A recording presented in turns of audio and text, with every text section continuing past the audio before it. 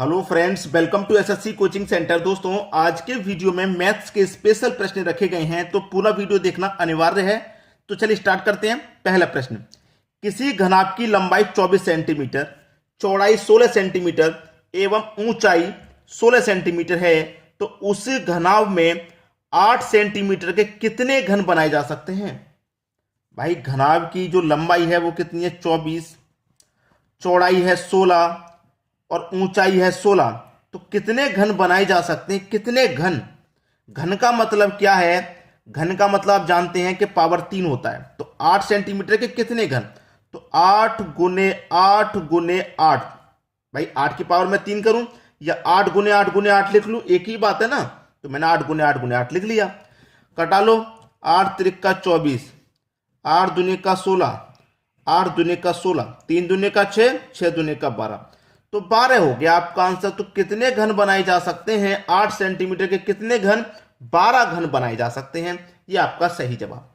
अब देखेंगे अगला प्रश्न। अगला प्रश्न है, एक आयत की लंबाई चौड़ाई से 3 गुना है। भाई, जो लंबाई है वो चौड़ाई से, जो लंबाई है वो चौड़ाई से 3 गुना है। चौड़ाई अगर 1 है तो लंबाई कितनी हो जाएगी? 3 गुना है तो 3 हो जाएगी। ठीक है। फिर कह रहा है कि परिमाप 240 है, 3 गुना है और परिमाप 240 है। तो हमारे पास आयत का, लिख लेना, आयत का परिमाप बराबर क्या होता है? आयत का परिमाप बराबर होता है आपका 2 इंटू लंबाई प्लस चौड़ाई, ये होता है। और आयत का परिमाप कितना दे रखा आपके पास? 240। आयत का जो परिमाप है वो है 240, तो बराबर 2 लंबाई प्लस चौड़ाई। अब 2 से कट गया, ये कितनी बार में? 120 बार में। तो लंबाई और चौड़ाई का योग कितना आ गया? 120। ठीक है, ये आ गया। ये हमारे पास लंबाई और चौड़ाई का योग। ठीक है, और हमारे पास लंबाई और चौड़ाई का योग अनुपात में कितना है? 3 और 1 4। तो देखिए, हमारे पास लंबाई चौड़ाई का योग 120, यहां पर अनुपात में 4। तो इस योग में अनुपात के योग से डिवाइड कर दो, कितनी में जाएगा? 4 त्रिक का 12 और 1 0, 30 बार में गया। 30 का गुना 1 से कर दो तो 30, और 30 का गुना 3 से कर दो तो 90। लंबाई और चौड़ाई निकल के आ गई। इसका क्षेत्रफल पूछ रहा है, क्या होगा? तो क्षेत्रफल कैसे निकालते हैं भाई? आपको अच्छे से पता होगा। लंबाई गुने चौड़ाई, तो 90 गुने 30 कितना हो जाएगा? 9 त्रिक का 27, 1 0 2 0 हो जाएंगे। ठीक है, 2 0 हो जाएंगे, और सेंटीमीटर स्क्वायर। बस खत्म प्रश्न। 2700 सेंटीमीटर स्क्वायर इसका क्षेत्रफल हो जाएगा। अब देखेंगे अगला प्रश्न।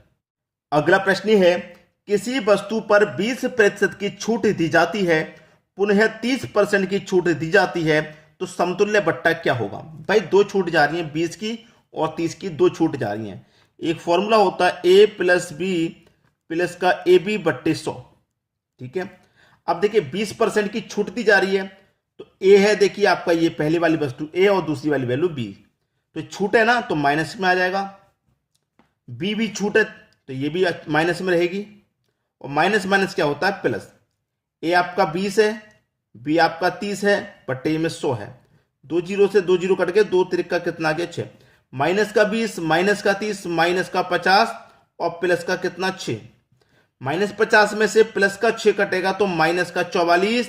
तो माइनस में आने का मतलब है कि 44% की छूट दी जा रही है। समतुल्य बट्टा, एकल छूट बतानी है तो माइनस 44% की छूट। ठीक है। अब देखेंगे हम अगला प्रश्न।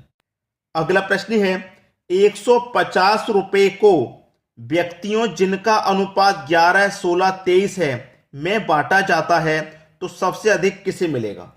3 व्यक्ति हैं आपके पास, पहला व्यक्ति, दूसरा और ये हो गया तीसरा। इनका अनुपात है 11 16 और 23, ये इनका अनुपात हो गया। ठीक है, तीनों का। अब यहां पे तीनों का योग कितना है? आपको अच्छे से पता है कि तीनों का जो योग है वो है 150। जब हमारे पास योग है तो हम क्या करेंगे? अनुपातों का भी योग कर लेंगे। तो देखिए, 11 और 16 कितना हो जाएगा? 27। 27 में जोड़ेंगे 23 तो ये हो जाएगा 50।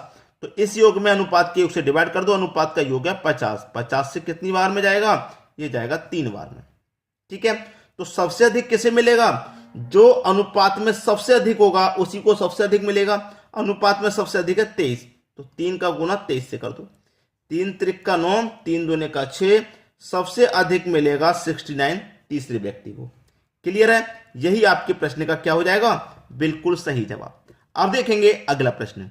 अगला प्रश्न ये है, 18 सेब के पेड़ हैं, 21 आम के पेड़ हैं तथा 39 अमरूद के पेड़ हैं, तो ऐसी कितनी पंक्तियां बनेंगी जिसमें अधिकतम समान संख्या में पेड़ आ जाएं?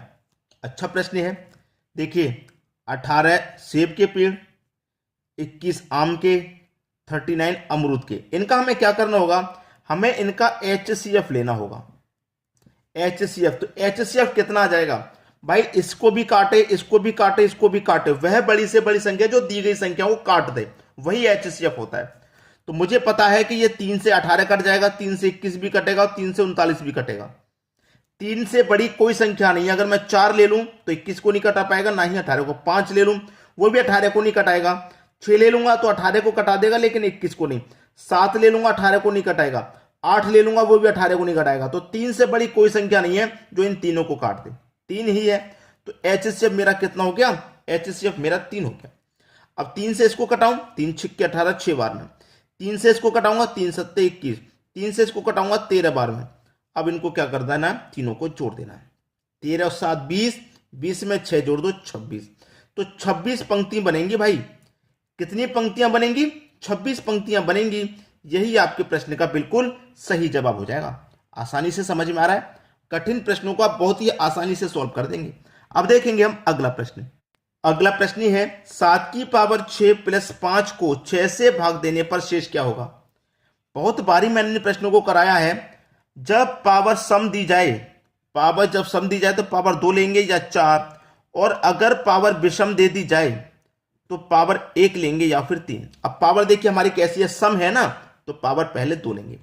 तो 7 की पावर क्या करेंगे? 2 ले लेंगे, प्लस 5 और 6 से क्या करना है? इसमें हमें भाग देना है। ठीक है, 7 की पावर 2 का मान 49 और प्लस कितना करना? उसमें 5 और भाग देना है 6 से। यही प्रश्न है हमारा। 49 में 5 जोड़ दूं कितना हो जाएगा भैया? 54, और डिवाइड दे दूं 6 से, तो 6 नेम 54। पूरा पूरा कट गया, शेष तो कुछ बचा नहीं, 0 शेष बचा भाई। 1 2 3 कुछ भी शेष बचा? कुछ भी शेष नहीं बचा, 0 है इसका आंसर, क्योंकि 6 से पूरा पूरा कट गया, इसलिए इसका आंसर 0 आएगा। आगे बात समझ में? अब देखेंगे अगला सवाल।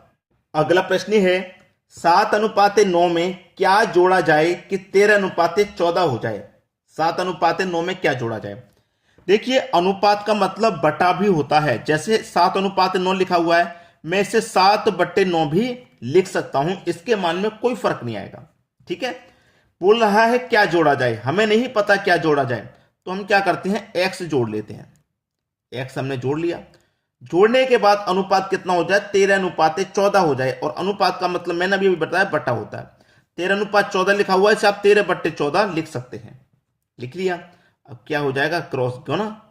14 का गुना 7 से कर दो, 14 सत्ते 98, मतलब 98 प्लस 14 का गुना x से कर दो तो ये 14x हो जाएगा, बराबर 13 का गुना 9 से करो भाई, 9 का गुना 13 से करूंगा तो 117, प्लस x का गुना 13 से तो वही 13x। ठीक है, अब देखिए x वाले टर्म एक तरफ कर लो, ये 14x, 13x इधर आएगा तो 14 में से माइनस हो जाएगा, केवल x बचेगा। ठीक है, 98 इधर जाएगा तो 98 इधर जाएगा, इधर 117 है, इधर जाके ये माइनस का 98, तो घटा लीजिए, x का मान निकल गया। 117 में से 98 घटा देंगे, 19 बचेगा। तो x हमने जोड़ा था, हमें नहीं पता था क्या जोड़ा जाए, हमने x जोड़ा था, x का मान 19 आ गया। इसका मतलब हमें कितना जोड़ना है भाई? 19 जोड़ना है। x के स्थान पे क्या जोड़ना? 19। तो 7 में 19 जोड़ूंगा, यहां 9 में भी 19 जोड़ूंगा, तो अनुपात मेरा कितना आ जाएगा? अनुपात मेरा इतना आ जाएगा। क्लियर है? चाहे जोड़ के भी देख लो। 7 में मैं क्या करूं? 19 जोड़ दूं, और 9 में भी मैं क्या कर दूं? 19 जोड़ दूं। अनुपात मेरा कितना आ जाएगा? देखिए 7 और 19 मेरा कितना हो गया? 26, और 9 और 19 मेरा कितना हो गया? 28। कटा लो, 2 से 13 बार में कटेगा, 2 से 14 बार में कटेगा, तो 13/14 आ गया क्या? नहीं, 13:14 बिल्कुल आ गया, चेक करके भी देख लिया। अब देख लेंगे हम अगला प्रश्न। अगला प्रश्न है, एक व्यक्ति 120 किलोमीटर पर घंटा की गति से जाता है और पुनः उतनी ही दूरी वापस 80 किलोमीटर की गति से आता है, तो औसत गति क्या करें? देखिए, औसत गति का एक फॉर्मूला होता है, यहां पे मैं लिख देता हूं औसत चाल। औसत गति या औसत चाल बराबर होता है 2x बाई बटे में x प्लस वाई। अब देखिए ये a है और ये b है, ये कोई दूरी है। इस दूरी को पहले तो उसने 120 की चाल से तय किया और जब वापस लौटा तो 80 की चाल से तय किया। जब गया था तो 120 की चाल, आया तो 80 की चाल। ठीक है, एक ही दूरी को उसने 2 बार तय किया, इसीलिए 2 आ गया। पहले वाली चाल x, बाद वाली चाल y। बस प्रश्न खत्म हो गया। लिख दो कितना है 2, x कितना है आपका 120, y है 80 बटे में दोनों को जोड़ दो, 120 और 80 दोनों को मैं जोड़ूंगा तो ये हो जाएगा 200। ठीक है भाई, कटा लो, 0 से 1 0 गया और ये वाले 0 से ये वाला गया और 2 से 2 गया, 12 अट्ठे 96 होता भाई। कितना 96। तो 96 किलोमीटर प्रति घंटा की औसत चाल हो जाएगी। औसत चाल क्या निकल के आई 96 किलोमीटर प्रति घंटा। यही आपके प्रश्न का बिल्कुल सही जवाब है। उम्मीद करूंगा सभी को सभी प्रश्न बहुत अच्छे से समझ में आ गए होंगे। ठीक है दोस्तों, धन्यवाद।